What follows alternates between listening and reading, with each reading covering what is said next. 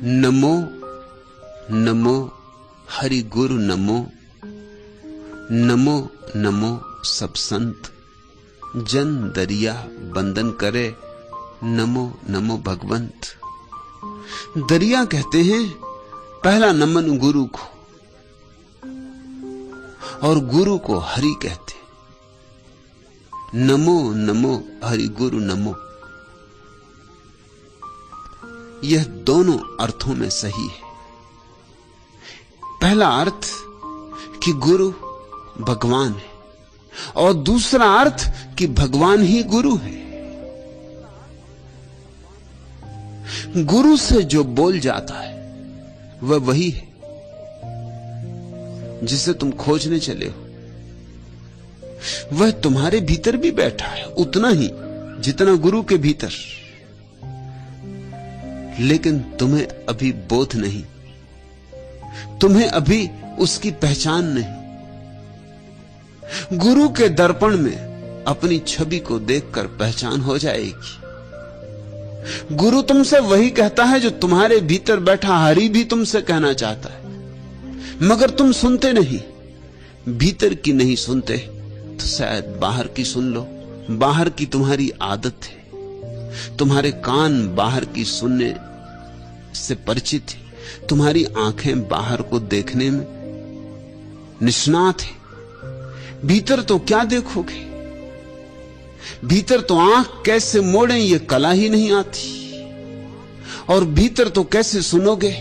इतना शोरगुल है सिर का, मस्तिष्क का, कि वह धीमी धीमी आवाज कहीं न मालूम कहां खो जाएगी। बोलता तो तुम्हारे भीतर भी हरि है,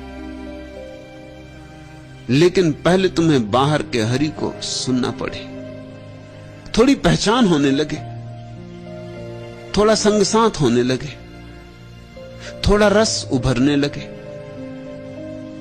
तो जो बाहर तुमने सुना है एक दिन वही भीतर तुम्हें सुनाई पड़ जाएगा। चूंकि गुरु केवल वही कहता है जो तुम्हारे भीतर की अंतरात्मा कहना चाहती, इसलिए गुरु को हरि कहा, और इसलिए हरि को गुरु कहा है। नमो नमो हरि गुरु नमो। दरिया कहते नमन करता हूं, बार बार नमन करता हूं।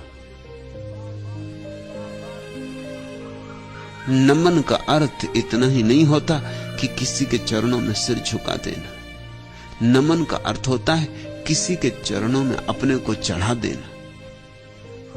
ये सिर झुकाने की बात नहीं, ये अहंकार विसर्जित कर देने की बात है। नमो नमो सब संत। और जिस दिन समझ में आ जाती है बात, उस दिन बड़ी हैरानी होती कि सभी संत यही कहते थे।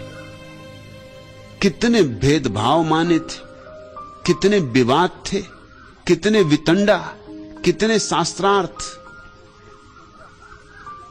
पंडित जूझ रहे, मल्ल युद्ध में लगे। हिंदू मुसलमान से जूझ रहा है, मुसलमान ईसाई से जूझ रहा है, ईसाई जैन से जूझ रहा है, जैन बौद्ध से जूझ रहा है। सब गुत्थम गुत्था एक दूसरे से जूझ रहे हैं, बिना इस सीधी सी बात को जाने कि जो महावीर ने कहा है उसमें और जो मोहम्मद ने कहा है उसमें रत्ती भर भेद नहीं है, भेद हो नहीं सकता। सत्य एक है।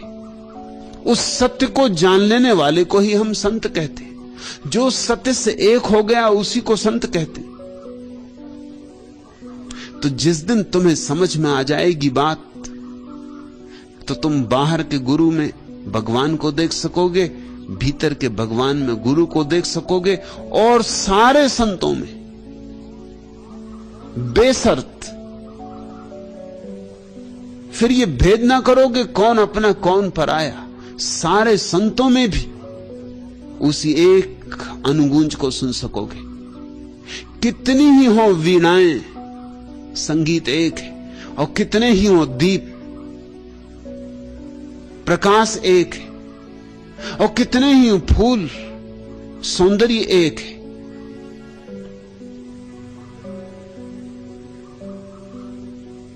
गुलाब में भी वही, और जूही में भी वही, चंपा में भी वही, और चमेली में भी वही। सौंदर्य एक है,